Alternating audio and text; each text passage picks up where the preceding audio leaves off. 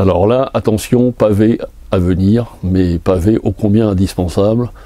Mon chouchou, mon artiste préféré, une des plus grandes figures du XXe siècle, n'ayons pas peur des mots, la biographie de David Bowie, David Jones, dit David Bowie, par Dylan Jones, Alive, aux éditions Ring.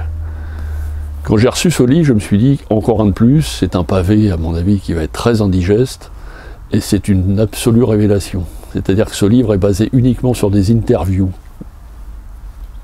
chronologiques, c'est-à-dire qu'on part de la naissance de David Bowie dans une petite banlieue de Londres, 1947, juste après-guerre, avec toute la reconstruction de l'Angleterre qui est décrite, et tout ce foisonnement d'artistes qui va vivre, qui va naître et qui va éclore dans les années 60.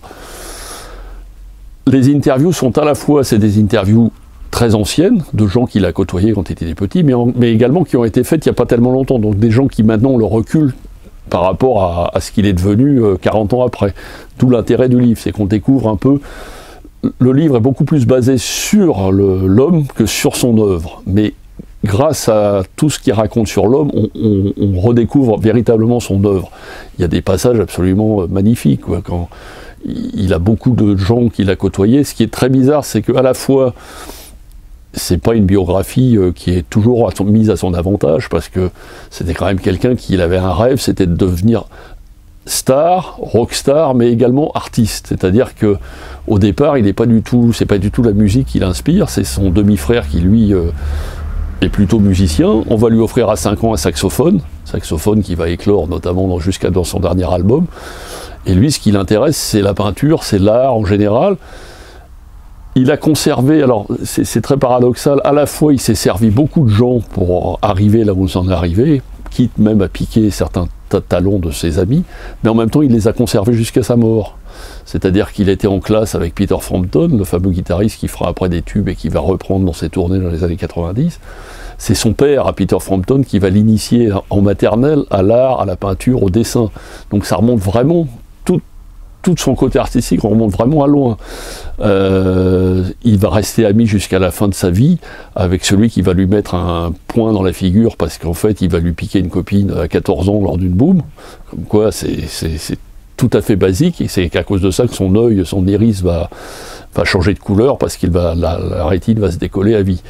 Et donc c'est à la fois un gars qui a utilisé, un personnage qui a utilisé plein de gens pour arriver là où il en est arrivé, et en même temps qui a conservé une amitié, et les gens, en fait, même ceux à qui il a pu piquer des choses, ils étaient contents de ça, parce qu'en fait, ils ont tous considéré dès le départ que c'était un personnage hors norme, c'est-à-dire un artiste dans le sens vraiment, pas seulement un musicien, un artiste dans le sens vraiment véritable du terme.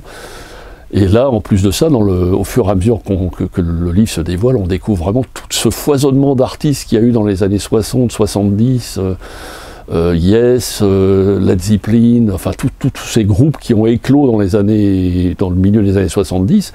Lui, on voit sa progression au fur et à mesure, alors son addiction au sexe, qui fait aussi partie de sa vie, la façon dont il avait de contourner les codes de la mode, de porter des robes dans les années 70, d'être très efféminé, alors qu'en fait c'était uniquement pour être différent, et qu'on le remarque. Je veux dire, il n'avait rien de...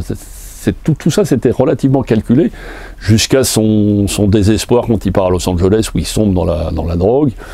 Et puis après, tous les albums qu'il a progressivement faits, qui sont admirablement décrits par tous les artistes avec qui il a travaillé. Bon, moi, je ne savais pas que Tony Visconti, qui est son principal producteur jusqu'à sa mort, il a commencé à jouer de la basse et il faisait partie du groupe sur son premier album. On découvre vraiment des choses. Une voisine qui un jour, au début de sa carrière, rentre du travail, il est avec ses enfants dans la cuisine, et c'est là qu'elle a entendu, il est assis sur une chaise et il est en train de jouer à ses enfants Space Oddity pour la première fois. Donc c'est un bouquin vraiment, on apprend des tas de choses, plus sur l'homme que sur l'œuvre, et jusqu'à même toutes les années qu'on ne connaît pas, les années 2000, où il a commencé à vivre à New York. Et ce qu'on en retient, c'est vraiment, on se rend compte dans ce livre, c'est pour ça qu'il est très important pour celui qui aime cet artiste, c'est que c'est vraiment un personnage très important du XXe siècle et qui a apporté beaucoup et qui, à mon avis, apportera beaucoup.